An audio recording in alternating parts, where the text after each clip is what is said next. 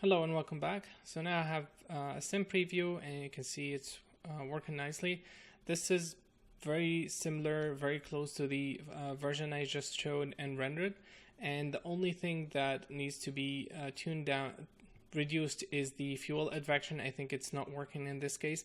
It could help in in a scenario where you want the actual fuel to move and get triggered and burnt somewhere else, but in this case it's not helping, especially in this area. It's emitting a lot of fire, but overall it's working, and you can see how certain areas are burning and then stopping and then burning and then stopping, and that creates some really nice layering.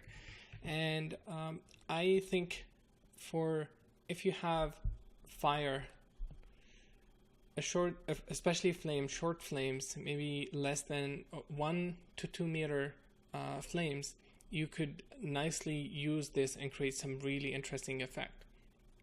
Now, where it could be a little bit challenging to get, for example, a tire burning and get some nice flames at the bottom part, which is generally not very visible if you're looking at the entire effects, and then have all the rest of the smoke look really nice. That would be really challenging to achieve. But if you have just cars burning or a house burning and you have flames coming out of the window and things like that, the pyro solver could do a really nice job, especially if you play with the ignition and the fuel and things like that. But any other scenarios, I personally wouldn't use it for any other explosion effects. And we're gonna learn more about what we're going to be doing after we start creating our own solver. We're going to be able to see what kind of effects we can achieve and how different it is from the current system. I wanted to show the original file, and the only difference I believe I have is the fuel advection. Advect fuel is off, and the flame has a 3.5 decay and a little bit of remapping here, but overall everything else is pretty much the same. These values are a little bit different, but again, this is just a tweaking the values. And I actually wanted to show, if I can find it quickly, I wanted to show where we started off with the explosion.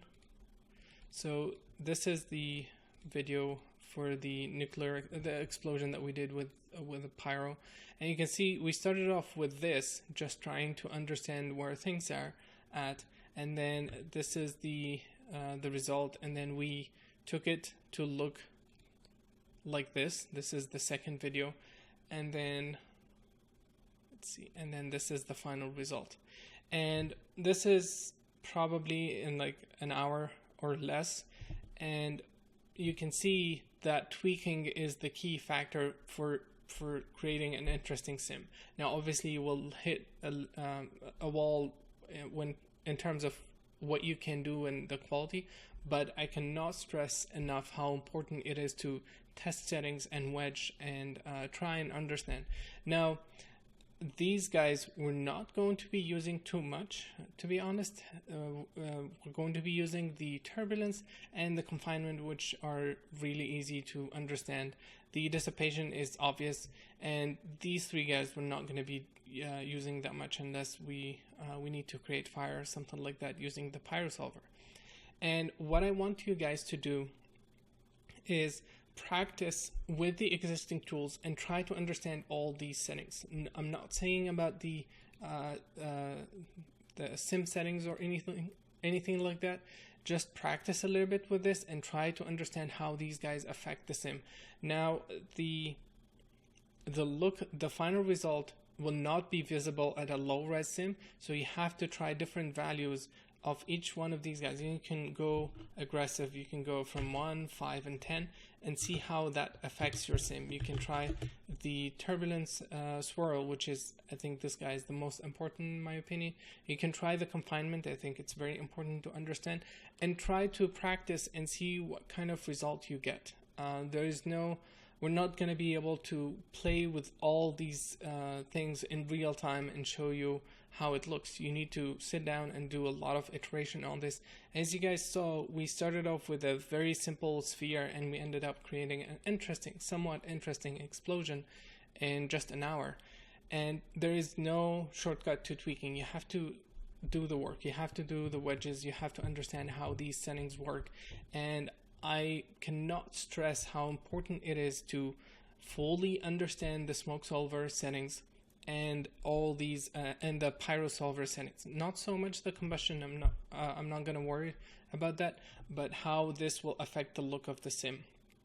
Now, when it comes to creating fire, for example, the final pyro, the final settings, again, I set it to multi-grid to 2. That's the method I use. And then for the advection, it's always BFECC and the clamp. I also prefer to increase the max step to 2 or 3 if I can afford it. Depends on how much time I have for this effects, but I highly recommend increasing this, especially when you have a short and a fast moving flames.